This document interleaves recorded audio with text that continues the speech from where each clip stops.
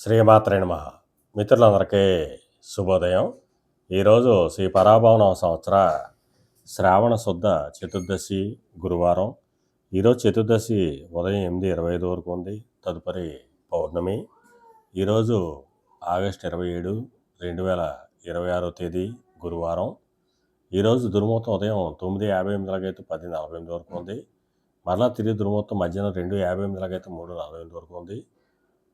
వజ్యం సూర్యోదయతలాగైతే 7:21 వరకు వజ్యం ఇవ్వడం జరిగింది. ఈరోజు పంచాంగరీత్యా ఈ రకమైనటువంటి ఫలితాలు గోచరిస్తున్నాయి.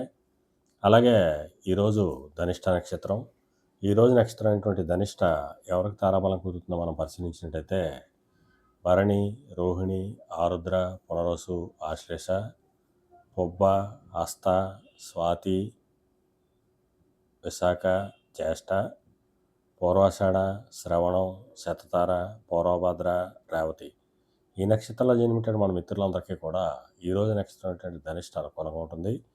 అందువలన ఇప్పుడు చెప్పుకున్నటువంటి నక్షత్ర జాతకులందరికీ ఈరోజు శుభకరంగా ఉండే అవకాశం ఉంది. అలాగే ఈరోజు రాశిఫలాలను మనం పరిశీలించినట్టయితే మేషరాశిలో జన్మించిన వాళ్ళకి వ్యాపారాలు లాభసాటిగా సాగుతాయి. వృషభ రాశిలో జన్మించిన వాళ్ళకి ఉద్యోగ అవకాశాలు పెరుగుతాయి. మిథున రాశిలో జన్మించిన వాళ్ళకి పితృరాజధానికి సంబంధించిన శుభవార్తలు వింటారు. కర్కాటక రాశిలో జన్మించిన వాళ్ళకి అనారోగ్య సూచన, ధనవ్యయం, కార్యటంకాలు ఏర్పడతాయి. సింహరాశిలో జన్మించిన వాళ్ళకి కలత్రపూర్వక ధనలాభం కలుగుతుంది. కన్యా రాశిలో జన్మించిన వాళ్ళకి శత్రుభయం కలుగుతుంది.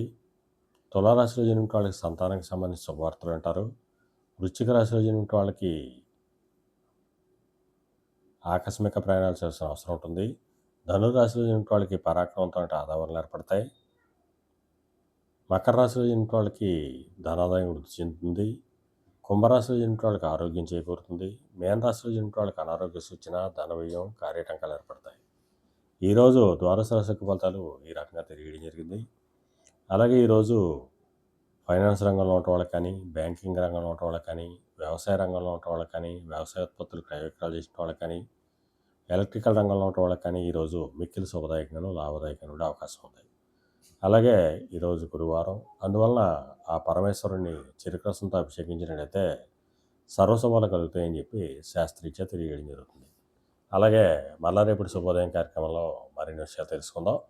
అంతవరకు మన మిత్రులందరికీ మరొకసారి శుభోదయం. ఇట్లు మీ పెదబాబు సిద్ధాంతి, గోలాల మావిడ.